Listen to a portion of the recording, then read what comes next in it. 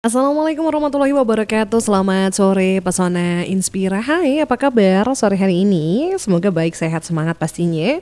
Di tengah cuaca yang sedang hujan seperti ini, semoga masih menyala semangatnya. Dan seperti biasa, rumpun padi kali ini hadir untuk Pesona Inspira. Rumpun padi tuh kita akan rumpi-rumpi ya, rumpi tentang pangan, pertanian, dan perikanan Indonesia. Dan kali ini kita bakal bahas tentang transformasi Poktan sumber rezeki menjadi KEP. Nah, kira-kira seperti apa dan bagaimana? Nanti Pesona Inspira yang mau gabung boleh di 0823 2383 9996. Ini mungkin hanya sekedar ingin berkenalan atau menyapa narasumber, atau juga ingin bertanya juga disilahkan, ditunggu sampai di jam 4 sore nanti. Nah, di studio Radio Pesona sudah ada narasumber kita, boleh saya sapa. Yang pertama, ini ada Mbak Wulan Prihatiningsih SPT selaku penyuluh pertanian ahli pertama BPP Kertek. Mbak Wulan, selamat sore. Selamat sore Mbak Mita dan teman-teman Pesona Inspira. Iya, apa kabar sore hari ini? Alhamdulillah baik dan luar biasa ini Mbak Mita. Dan luar biasa ya. Wow, sekali. Iya, ini saya ketemu Mbak Wulan ini udah 2 kali ini atau baru pertama? baru pertama tapi ya? mungkin di lain kesempatan. Okay. Pas MC mungkin Mbak Mita. Oke, dan ini pertama siaran di Radio Pesona, agak-agak grogi gitu ya Mbak ya? Ya lumayan Mbak Mita nih, apalagi ini pas hujan dingin-dingin, tambah duduk di sini, katanya kursi panas tapi tetap dingin ini Mbak Mita. Gitu ya. Oke, nah nanti kita akan berkenalan juga sama Mbak Wulan, tapi Mbak Wulan juga tidak sendiri, ada Mas Afriawan Wahyu. Ini selaku Ketua Poktan Sumber Rezeki Desa Kapencar, Kecamatan Kertek. Halo Mas Afriawan Wahyu. Halo Mbak Mita, halo juga Pesona Inspira. Iya, selamat sore Mas, apa kabar sore hari ini? Selamat sore, alhamdulillah sangat baik sekali. Alhamdulillah baik, sehat gitu, semangat. Ini saya manggilnya Mas Afri, Mas Wahyu. Afri aja. Oh, Mas Afri aja. Ya. Oke. Nah, ini ada 2 narasumber kita. Nanti kita bakal kenal lebih jauh.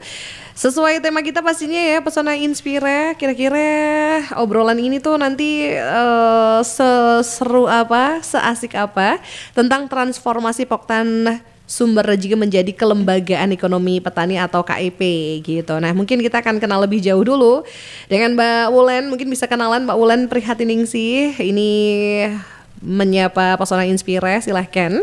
Terima kasih. Perkenalkan, nama saya Wulan Prihatiningsih, SPT, Sarjana Peternakan. Saya di BPP Kertomartani Kertek itu mulai tahun 2021. Jadi dibandingkan dengan teman-teman penyuluh yang lain itu saya masih junior ini Mbak Mita.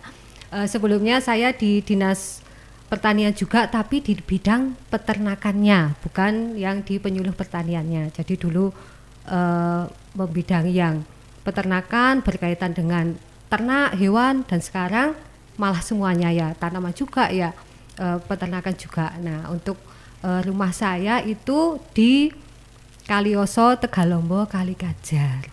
Banyak yang nggak tahu Mbak Mita Kalioso mana, tapi ketika saya menyebutkan desa kembaran, oh sana gitu. Kalau kayak Kaliosonya itu katanya mendelep, nggak kelihatan dari Google Map, katanya nggak kelihatan. Begitu Mbak Mita. Oke, Kalioso ini ternyata ini ya di kembaran itu ya? Iya, kembaran ke kiri itu. Oke, nah tadi sudah berkenalan dengan Mbak Wulan yang ternyata Kalikajar Kertek deket lah ya Mbak ya? Iya, lumayan. Kalau tarik garis lurus lewat kali itu deket, tapi kalau lewat jalan yang benar ya itu muter kan lah, muter. sama aja. Ya. Oke, kalau Mas Afri silakan boleh menyapa juga Pesona Inspira dan juga sedikit berkenalan, silakan. Oh ya, selamat sore Pesona Inspira. Saya Afriawan Wahyu. Saya asli putra dari Desa Kapencar. Saya menjadi ketua kelompok tani sumber rezeki itu sebenarnya saya masih sangat baru. Saya menjadi ketua kelompok tani menggantikan ketua sebelumnya per Januari 2024. Kelompok tani kami memiliki berbagai macam anggota dari berbagai usaha yang berhubungan dengan pertanian, seperti pertanian horti, terus perkebunan, tanaman pangan, juga ada sebagian yang peternakan gitu. Oke, ternyata nih Mas Afri ini baru menjabat ketua ya hampir 1 tahun berarti ya Mas Iya, ya. Wah. hampir ulang tahun, Mbak. Hampir ulang tahun ya. Ditunggu kadonya. Oke, nah ini tapi sebelumnya bergabung di Poktan ini apakah sudah lama sebagai anggota atau mungkin memang baru saja bergabung? Di Poktan saya sudah lama sebenarnya sebagai anggota. Kemudian di tahun 2022 saya naik pangkat jadi wakil ketua. Ya baru di tahun 2024 ini saya menjadi Ada ketua pelantikannya kelompok. nggak Mas Afri itu pas naik pangkat? Ya, wah itu nggak ada, Lumayan Pak. ya. Nggak ada pelantikan. Oke, nah sudah berkenalan dengan Pak Wulan dan juga dengan Mas Afri. Mungkin ini bisa dikenalkan tentang kelompok tani dulu di Desa Kapencar, Kecamatan Kertek ya. Jadi kelompok tani Sumber Rezeki ini adalah salah satu kelompok tani binaan BPP Kerto Martani Kertek yang terletak di Dusun Kapencar, Desa Kapencar. Nah mungkin ini bisa dijelaskan seperti apa sih kelompok tani Sumber Rezeki yang ada di Kapencar ini? Baik Mbak Mita, jadi kelompok tani Sumber Rezeki ini adalah kelompok tani yang sudah sangat lumayan lama. Jadi ketika kita bicara awal mulainya terbentuk kelompok tani Sumber Rezeki ini, sebenarnya kita mulai flashback ke sekitar 40 tahun yang lalu. Jadi sekitar tahun 1982, ya saat itu saya juga masih belum lahir Mbak Mita, mungkin angan-angan saja juga belum angan-angan, tapi ternyata di Desa Kapencar sana ada sekelompok bapak-bapak yang sudah merencanakan untuk membuat sebuah kelompok tani yang dipelopori oleh Bapak Dwijo Wiyoto pada waktu itu. Jadi Bapak Dwijo Wiyoto itu pengen membuat kelompok tani, jadi beliaunya itu mengajak petani-petani yang ada di sana. Awalnya itu hanya berkumpul 8 orang. Jadi 8 orang itu mereka ngobrol-ngobrol. Kalau bahasa sekarang ya nongki-nongki, ngopi-ngopi sambil ngobrol sambil ngelinting ya mungkin ya kalau yang orang-orang sana ngobrol kaitan pertanian dan lain sebagainya. Kemudian ada dari Dinas Provinsi Jawa Tengah itu mencari kelompok tani. Nah dari situ, dari Dinas Provinsi itu mereka mengetahui bahwa di Desa Kapencar ada kelompok tani Sumber Rezeki. Jadi mereka tertarik untuk mengembangkan kelompok tani itu dengan diberi diberi support sebuah bantuan pada waktu itu, bantuan berupa pupuk ZA, dan juga itu di sana ada pengembangan varietas cabai baru. Nah dari situ ternyata kegiatan itu berhasil. Nah biasanya kan orang-orang kalau kegiatan berhasil baru tertarik ini ya Mbak Mita ya. Nah dari situ ada tertarik tambah lagi anggota sekitar 12 orang anggotanya. Jadi kegiatan juga semakin bertambah. Nah pada tahun sekitar 1994 itu ada reorganisasi dari Pak Ketua Dwijo Wiyoto itu, reorganisasi ketuanya menjadi Pak Sujatmiko, di mana Pak Sujatmiko ini adalah anak dari Pak Dwijo Wiyoto itu sendiri. Nah, mulai diketuai oleh Bapak Sujatmiko juga dari dinas juga banyak sekali bantuan-bantuan yang sudah diberikan di sana, dan akhirnya kelompok tani itu berkembang. Nah, pada tahun 2024 ya Mas Afri ya, reorganisasi lagi ketuanya tadi sudah sebutkan Mas Afri. Nah, uniknya ini Mbak Mita, Mas Afri ini anaknya Pak Sujatmiko. Jadi saya jadi berpikir apakah ini kelompok tani dinasti, tapi bukan dinasti ini, tapi memang mereka memilih karena ada kepercayaan, berarti yang dari turun temurun itu ketua-ketua ini sudah dipercayakan bisa membawa kemajuan bagi kelompok tani itu sendiri. Begitu Mbak Mita. Oke, artinya ini tuh memang turun-temurun juga Iya, gitu ya, ilmu betul. yang diturunkan gitu. Betul sekali. Ya sedikit dinastinya sedikit nggak apa-apa lah ya Mas. Oke, nah mungkin kalau Mas Afri sendiri mungkin ingin diceritakan gitu tentang kelompok tani ini, kenapa namanya Sumber Rezeki itu, filosofinya apa gitu, silakan. Iya. Jadi ketika pertama kali dibentuk Pak Mita, itu kan saya juga belum lahir. Terus saya tanya ke Bapak Dwijonya, kemudian ke Pak Sujatmikonya, ternyata filosofinya itu adalah di dalam kelompok ini bisa menjadi sumber rezeki bagi seluruh anggotanya. Jadi rezeki yang dimaksud di sini itu bukan cuman masalah keuangan, tapi cuman saudara yang baik juga rezeki, teman yang baik juga rezeki, tanaman yang bagus itu juga rezeki. Gitu Mbak filosofinya. Jadi memang rezeki itu tidak melulu tentang uang gitu ya. Betul sekali. Hasil panen yang berlimpah ini juga rezeki ya. Walaupun nanti jadi uang. Walaupun pas harganya nggak bagus kan bisa dibagi-bagikan, yang lainnya mendapatkan rezeki juga. Nah itu jadi tidak melulu soal uang, walaupun ya kita memang butuh uang gitu ya. Tapi diharapkan ini membawa sumber rezeki dari arah mana saja dan dari banyak bidang apa saja gitu. Nah terkait dengan kelompok tani sumber rezeki ini, pernah mengalami suka duka atau mungkin pernah mengalami kendala seperti ya yang namanya masalah tuh pasti ada gitu ya, tidak selalu mulus berjalannya. Mungkin saat itu ada beberapa hal yang akhirnya membuat kelompok tani ini renggang atau mungkin tidak berjalan, sempatkah vakum dan lain sebagainya?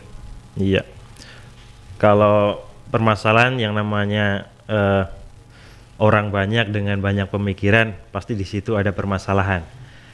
Lah, kalau awal-awal itu permasalahannya paling cuman kita agak susah untuk mencari anggota, karena zaman dulu itu kelompok tani belum kayak sekarang. Kalau sekarang kan udah enak, kelompok tani bisa dapat bantuan, kita butuh apa, kita mengajukan bisa. Kalau dulu kan belum, jadi orang-orang belum tertarik untuk masuk ke kelompok tani. Kesusahannya yang awal itu kita mau mengembangkan anggotanya itu susah.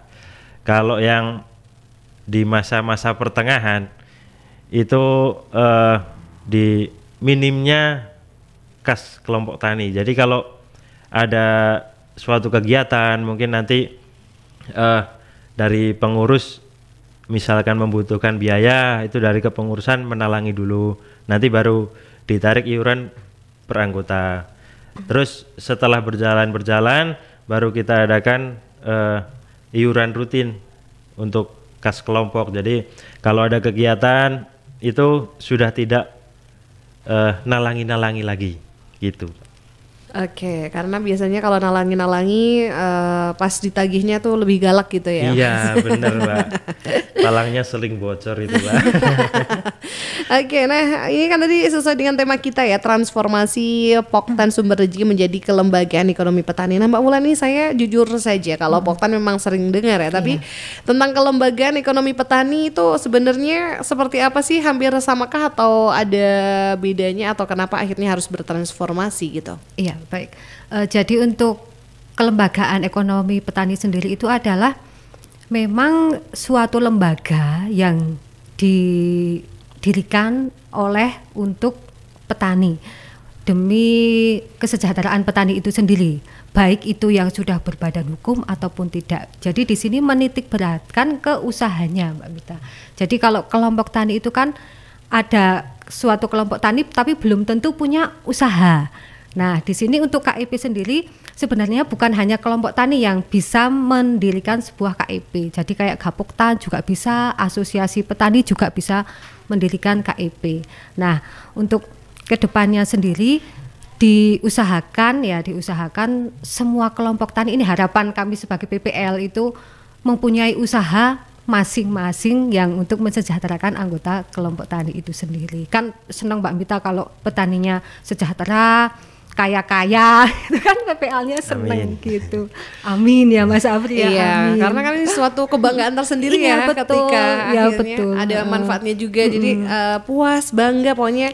Semoga ini ada yang lebih baik dari Poktan yang bertransformasi menjadi kelembagaan ekonomi petani atau KIP. Ini wajibkah atau kriterianya gimana kira-kira? Tidak, untuk wajibnya sih sebenarnya tidak. Tapi ini adalah harapan terbesar kami. Untuk setiap kelompok tani itu ada KIP-nya. Itu sebenarnya tidak wajib. Jadi ibaratnya pengennya itu suatu kelompok tani tidak hanya kumpul, tidak ada apa-apanya untuk kesejahteraan. Tadi sudah dijelaskan bahwa rezeki itu bukan hanya dari uang, tapi kan semua butuh uang, Mbak Mita. Semua butuh uang. Jadi di sini diharapkan petani itu yang ikut gabung dalam kelompok tani itu merasa senang. Oh, saya ikut kelompok tani, dapat hasilnya seperti ini. Paling tidak itu ketika Lebaran ada parcel untuk istrinya di rumah. Bu, ini saya dapat ini dari hasil KEP di kelompok tani, kan mesti senang Mbak Mita, nggak dimarahi sama istrinya kumpul petani tapi nggak ada hasilnya kan. Gitu. Iya, jadi diharapkan memang ada sesuatu hal yang bisa dihasilkan lagi dari pertemuan atau kelompok itu gitu ya. Iya, betul. Oke, nah kalau Mas Afri sendiri nih, kelompok tani Sumber Rejeki ini tuh produksinya apa aja sih? Kalau untuk usaha bersama kita punya kopi, kemudian ada kios pertanian yang di situ temanya kita bukan cuma jualan produk, tapi di situ kita bisa mengedukasi ke petani-petani sekitar tentang bagaimana kita mengelola tanah dengan baik, bagaimana kita mengelola pemupukan maupun untuk pestisida, yang kita tetap pakai pestisida cuman dosisnya disesuaikan dengan standarnya gitu. Kemudian kalau untuk kopi itu sebenarnya itu yang udah paling lama. Jadi pertama kali kopi masuk di wilayah Wonosobo itu di wilayah Kapencar dengan di Sulukatan. Itu di tahun 1998. Kalau dulunya itu kita cuman tanam terus dijual dalam bentuk ceri. Kemudian setelah bertahun-tahun seperti itu terus, akhirnya kita punya ide untuk memproduksi kopi agar bisa meningkatkan meningkatkan keuntungan untuk khususnya pengelola, kemudian semua anggota kelompok tani, di mana kita di situ bisa mendapatkan nilai tawar yang lebih tinggi daripada kita jual buah mentah. Lah untuk kopinya produknya seperti ini, Mbak. Wih, ada testernya. Iya. Nanti boleh dicicip ini Mbak Mita. Ya, boleh. Ini kemasannya, packagingnya itu ada berapa, beratnya itu ada berapa aja nih Mas? Untuk beratnya kita ada 100 gram, 250 gram, 500 gram, kemudian 1 kilogram. Sesuai request gitu ya nanti. Iya, Mas, ya? betul Pak. Oke, nah keunggulan dari kopi Kapencar sendiri itu apa Mas? Ya, salah satu keunggulannya itu dia ditanam di ketinggian 1243 sampai 1578. Kemudian yang tanaman baru ini nanti kita mungkin tahun kemarin sudah mulai panen, tapi baru sedikit lah. Mungkin tahun depan kita udah bisa panen maksimal itu di ketinggian 1700.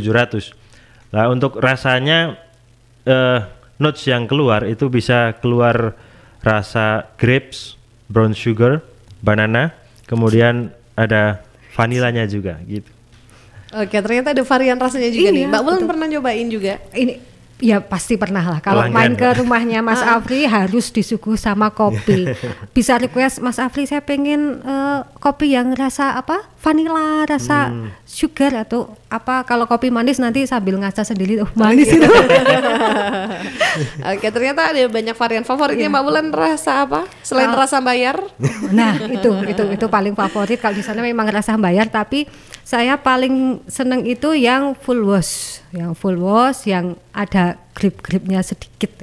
Oke, baik. Jadi ini harus dicoba untuk kopi Kapencar ini. Namanya mereknya apa? Kopi Kapencar? Mereknya Ketu Coffee Arabica Kapencar. Wih, keren ya Mbak Mita ya. Keren. Ini untuk pemasarannya sendiri nih udah sampai mana aja Mas? Ini kita udah sampai di Tangerang, terus Jakarta, sebagian Bogor, Jogja, kemudian Sidoarjo. Wah, ternyata sudah melanglang buana ya sampai Iya, di Pak. luar kota gitu. Untuk kemasan sendiri harganya setiap varian rasanya ini berbeda-beda atau mungkin dari 100 gram, 250 gram itu hampir sama? Eh, Beda sebenarnya. Kalau untuk full wash semi wash itu kita jual untuk kemasan 100 gram itu di harga 27. Kemudian kalau untuk yang probiotik lah, ini spesial brand kami lah, spesial proses kami, itu kita jual di harga 32 per 100 gram. Oke, tapi saya Murah. penasaran juga dengan yang varian rasa nih, ada yang Iya. brown sugar juga, vanilla, banana Ya, juga ada. banana.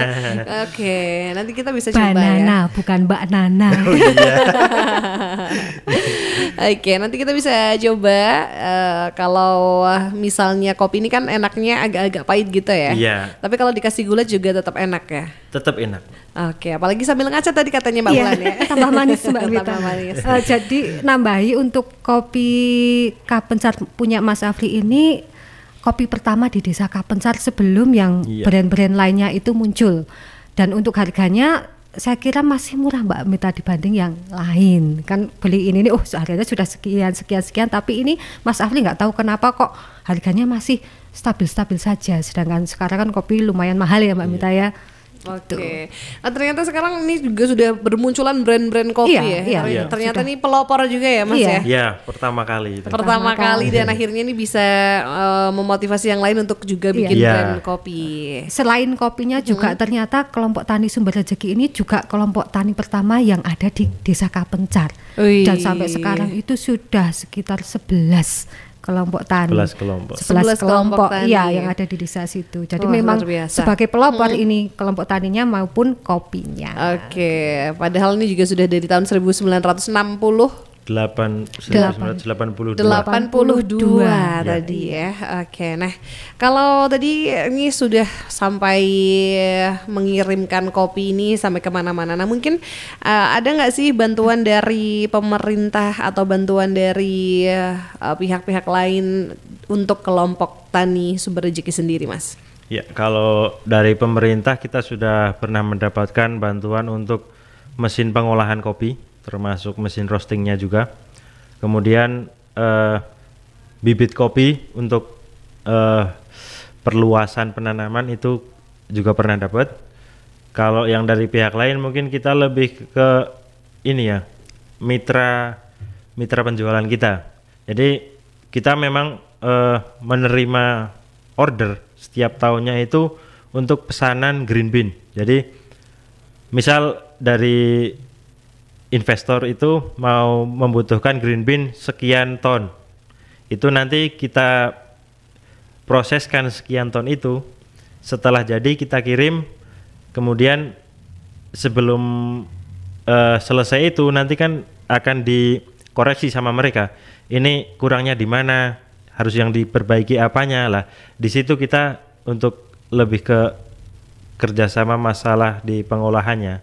Kalau dari pemerintah, menurut saya dari dinas itu sudah besar sekali effortnya buat kelompok kami. Luar biasa ya effortnya nih besar yang diberikan perhatian juga untuk kelompok tani Sumber Rezeki. Nah kalau cari relasi sampai ke luar kota itu orang-orang tahu dari media sosial kah atau memang dari Poktan Sumber Rezeki sendiri yang memasarkan produk ini bisa sampai di mana-mana? Ya. Kalau itu kita pakai media sosial, kita pakai Instagram, Facebook. Cuman kalau awal mulanya kita berani memasarkan produknya sampai ke luar daerah, itu tidak lain tidak bukan juga karena dinas. Jadi sekitar tahun mulai 2017 sampai 2020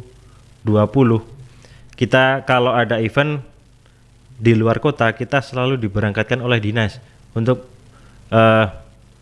memperkenalkan produknya. Lah dari situ kita bisa bertemu lebih banyak orang, berbagi lebih banyak pengalaman, dan di situ juga kita bisa bertemu partner yang dalam bisnis. Kalau misalkan investor juga ada beberapa kita yang ketemu dari situ. Kemudian teman-teman petani kopi dari wilayah lain juga kita bisa bertemu di situ. Oke, nah keren sekali ternyata ini selain kekompakan dari kelompok taninya sendiri, ternyata juga ada campur tangan, bantuan, support yang luar biasa dari dinas atau pemerintah juga gitu ya. Oke, Pesona Inspira, menarik sekali perbincangan kita. Buat yang mau gabung silahkan ditunggu. Sekali lagi di 0823 2383 9996. Ini mungkin sekedar ingin bertanya atau menyapa narasumber, atau juga pengen tanya produk-produk apa saja yang ada di kelompok tani Sumber Rezeki. Nantikan sesaat lagi kita akan kembali setelah jeda berikut ini. Jadi pastikan tetap di 92,1 FM Radio Pesona, stasiun informasi terbaikmu di mana lagi kalau bukan di Rumpun Padi, Rumpi untuk Pangan, Pertanian dan Perikanan Indonesia. 92,1 FM Radio Pesona, stasiun informasi terbaikmu. Pastinya masih di Rumpun Padi, Rumpi untuk Pangan, Pertanian dan Perikanan Indonesia. Dan kita masih membahas tadi soal tema kita yang menarik ini, transformasi. Kira-kira perubahannya atau transformasinya seperti apa tadi sudah dijelaskan, bahwa tidak harus atau tidak wajib semua ada transformasi ini, tapi yang pasti ini menguntungkan begitu ya. Nah, ini sudah ada beberapa WA yang masuk di 0823 2383 999. Ini yang pertama dari Anis di Wonosobo. Selamat sore, saya menyapa narasumber. Tadi namanya siapa aja, Mas Afri dan juga Mbak Bulan ya. Oke, ini mau tanya, kalau kelompok tani jumlahnya anggotanya berapa? Mungkin ada maksimalnya atau standarnya kira-kira berapa? Silahkan. Oke, terima kasih. Jadi untuk kelompok tani sendiri itu aturan-aturannya itu sudah diatur, ada permentannya, Permentan nomor 67 tahun 2016 Mbak Mita. Jadi di situ disebutkan bahwa idealnya anggota kelompok tani itu antara 20 sampai 30 orang. Tapi ada kalimat lainnya yang mengatakan bahwa atau sesuai dengan kondisi lingkungan. Jadi di sini kan seperti tadi misalnya kelompok tani Sumber Rezeki mau mengumpulkan orang sampai 20 kan susah gitu ya, susah. Jadi kita juga tidak sesaklek itu, tapi memang untuk idealnya itu 20 sampai 30. Kenapa maksimalnya 30? Karena kalau terlalu banyak susah koordinasinya. Semakin banyak kepala, semakin susah menyatukan isi pikiran gitu Mbak Mita. Oke, semoga terjawab pertanyaannya. Kemudian ini ada juga yang gabung dari Arif Widianto di Banaran. Bukan, dari Pak Muwardi di Reco. Pertanyaannya ke Pak Afri. Dalam melaksanakan usaha kelompok tani Sumber Rezeki sudah bermitra dengan siapa saja? Terima kasih. Terima kasih pertanyaannya Pak Muwardi. Untuk usaha bersama kita bermitra dengan, untuk yang kopi sudah saya sampaikan tadi bahwa saya bermitra dengan beberapa investor yang notabene dia membutuhkan biji kopi dan kita bisa mengolahkan kopinya. Kemudian untuk kios saprotanya kita bermitra dengan beberapa sales dari perusahaan obatan pertanian ternama, maupun dari pupuk juga, pupuk kimia maupun pupuk organik. Kita juga bermitra dengan beberapa produsen gitu. Oke, semoga juga terjawab pertanyaannya. Terima kasih. Kemudian ada lagi tanya ke Mas Afri dari Saha. Usaha apa yang paling menguntungkan dari semua usaha yang sudah dijalankan? Oke. Kalau masalah untung ya, jadi semua usaha itu sebenarnya menguntungkan. Cuman kalau di yang paling untung sebenarnya kalau pas musim kopi, yang paling untung itu kopinya. Karena panen kopi itu cuman 3 bulan dalam setahun, dan itu alhamdulillah sangat menguntungkan.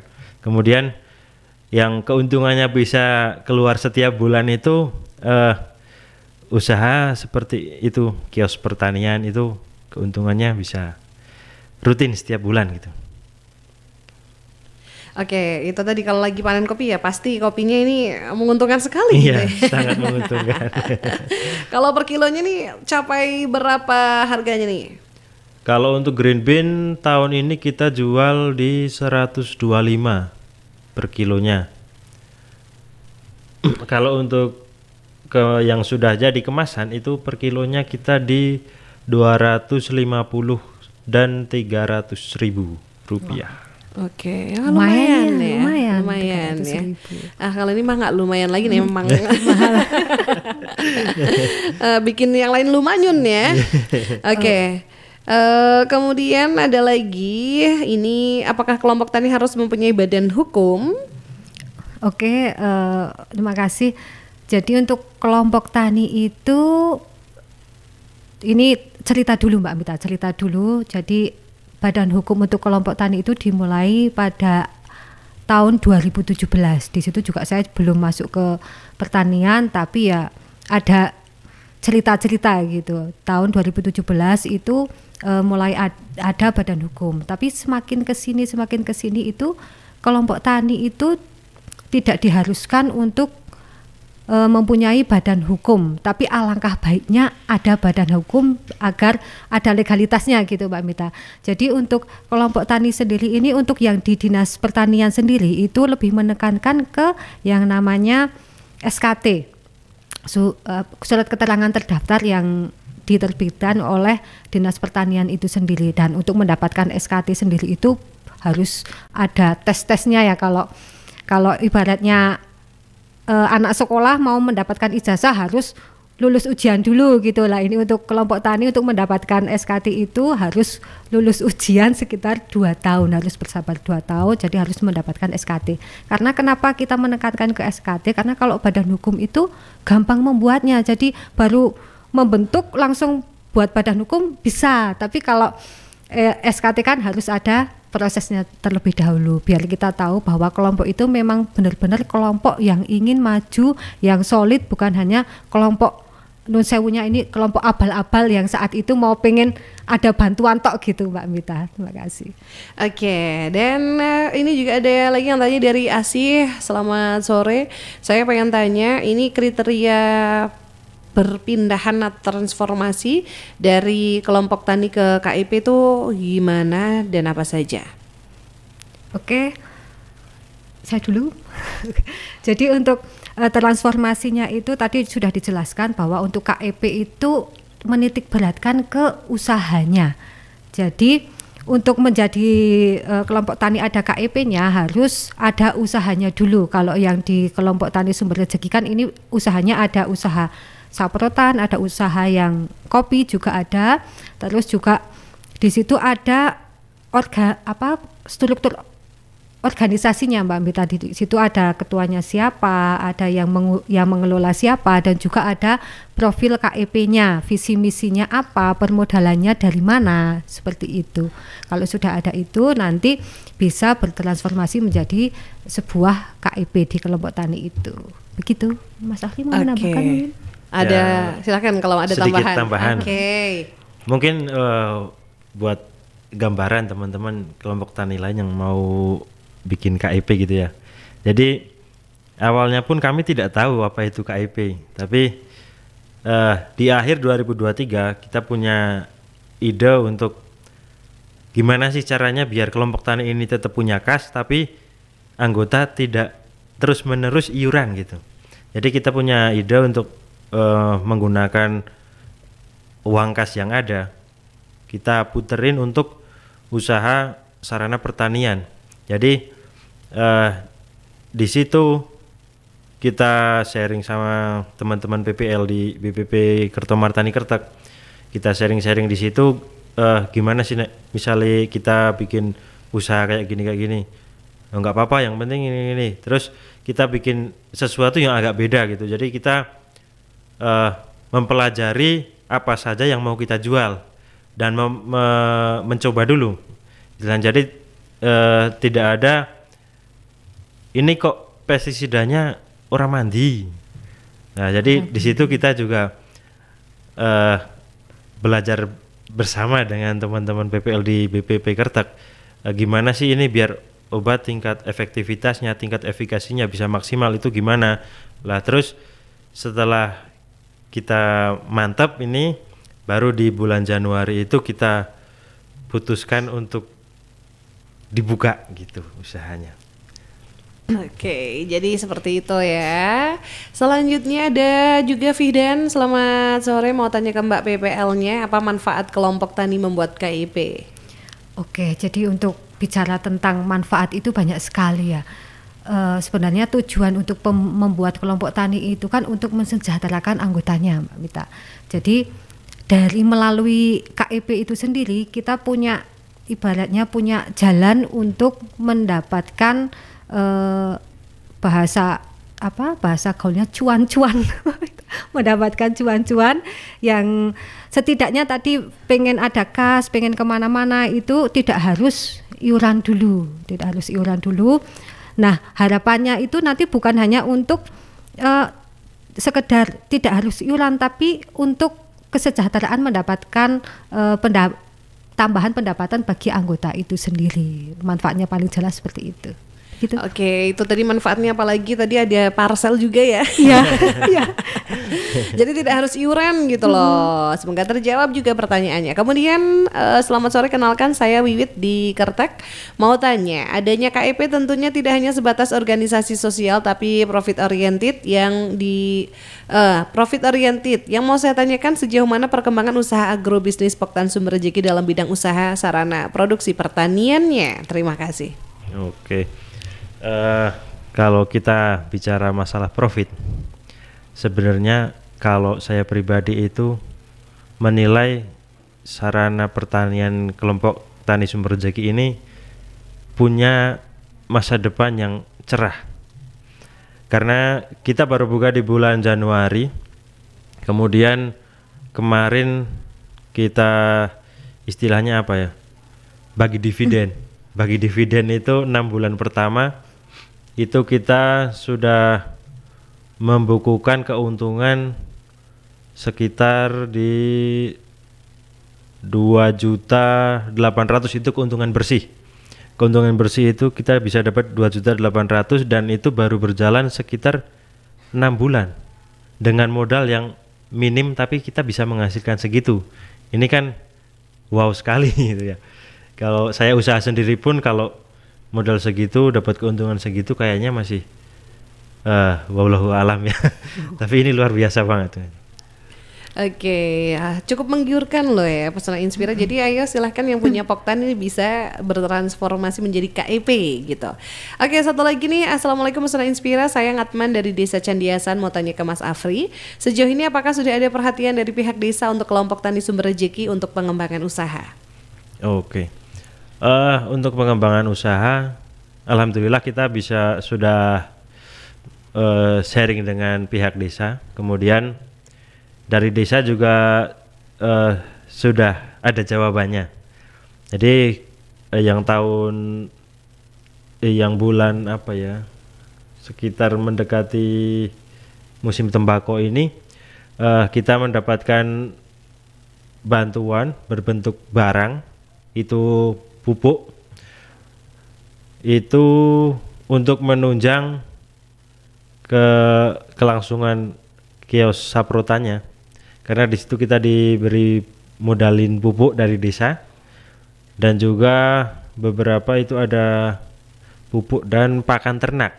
Jadi selain di pertanian, kios saprotan kita juga akan merambah ke stok pakan peternakan gitu. Oke, jadi banyak hal yang pastinya ini sudah usaha-usaha yang sudah dikembangkan. Kemudian ada satu lagi yang bertanya, apa sih program kerja dari kelompok Tani Sumber Rejeki di tahun ini dan apakah akan dilanjutkan di tahun yang akan datang atau akan ada program kerja yang berbeda? Iya, untuk program kerja di tahun ini kita masih tetap on track karena sejauh ini kita sudah mendekati targetnya, cuman masih kita kejar itu kalau dari segi KIP-nya kita masih kejar untuk omset saprotannya. Jadi kalau dalam 6 bulan sudah bisa membukukan keuntungan sekian, itu dalam 1 tahun sudah bisa 2 kali lipatnya minimal. Jadi nanti kalau 2 tahun ke depan untuk kebutuhan kelompok tani kita sudah tidak perlu menarik iuran dari anggota. Kemudian untuk program kerja yang kedepannya lagi, kita punya keinginan untuk jadi di mana kios saprotan ini jadi berkesinambungan dengan penyedia bibit. Nah, kebetulan salah satu anggota kelompoknya itu ada yang dia membuat bibit untuk tanaman sayur. Jadi mau kita koneksikan dengan kios saprotannya. Jadi ketika petani itu datang ke kios saprotan kita, dia tidak hanya bisa beli sarana pertaniannya, tapi dia juga bisa membeli semua kebutuhan yang dia butuhkan untuk di pertaniannya dia gitu. Baik nih, nah apakah nih kalau ini pertanyaan dari saya nih, mungkin kalau Mas Afri sendiri sudah mempersiapkan warisan ke anak turun temurun ini setelah Mas Afri? Sepertinya iya Mbak Mita, karena kebetulan anaknya itu ada yang cowok. Oh, ada yang cowok. Iya. Cowok semua, Mbak. Cowok semua ya Mbak. Sudah kaderisasi kayaknya mulai dari dini. Udah mempersiapkan, udah training Mas dari sekarang mungkin. Iya, jadi saya meneruskan apa yang diajarkan oleh kakek saya, apa yang diajarkan oleh ayah saya. Mau jadi apapun kamu harus tahu gimana kamu menjadi petani.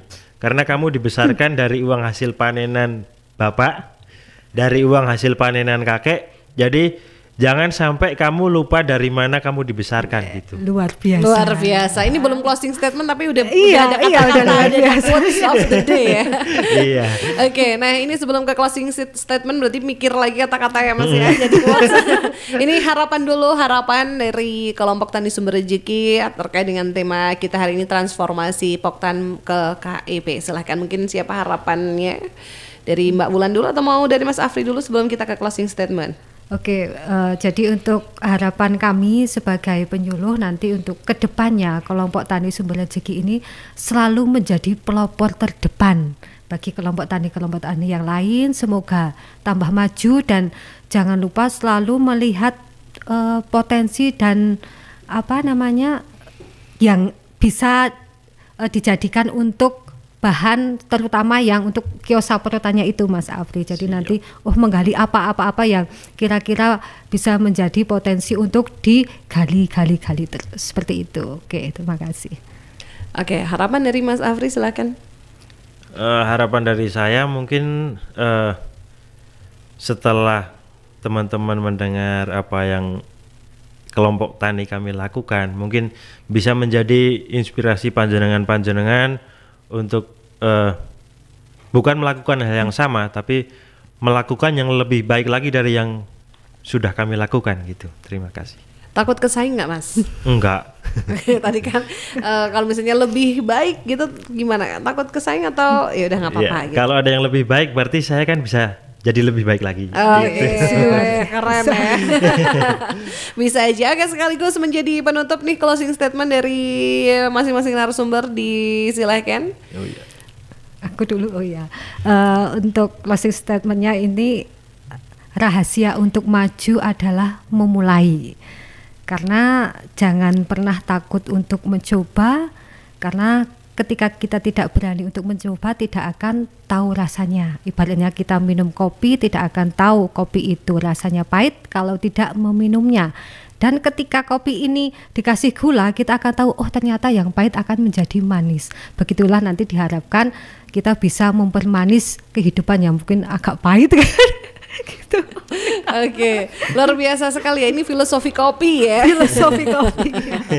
Menjadi closing statement sore hari ini dari Mas Afri, silakan. Oke, dari saya mungkin banggalah menjadi petani. Berapapun usia kamu, tetap banggalah jadi petani. Karena sebenarnya yang tidak diketahui oleh banyak orang adalah di dalam pertanian itu banyak cuan, ternyata. Cuan. Banyak cuan gitu ya, itu yang paling inti ya Mas. Iya. Oke, terima kasih sekali untuk Mbak Wulan dan juga Mas Afri sudah berbincang di Rumpun Padi kali ini, pastinya dengan tema yang luar biasa menarik sekali. Sukses juga buat Poktan Sumber Rezeki. Amin. Sukses juga buat Mbak Wulan, Oke, tetap semangat amin. untuk Terima mendampingi kelompok tani yang ada Selalu di semangat. Kabupaten Wonosobo. Selalu semangat. Kalau begitu terima kasih sekali Pesona Inspira kebersamaannya yang tadi juga sudah gabung melalui WA. Dan akhirnya saya Mita sekaligus narasumber harus pamit. Selamat sore, sampai jumpa. Wassalamualaikum warahmatullahi wabarakatuh.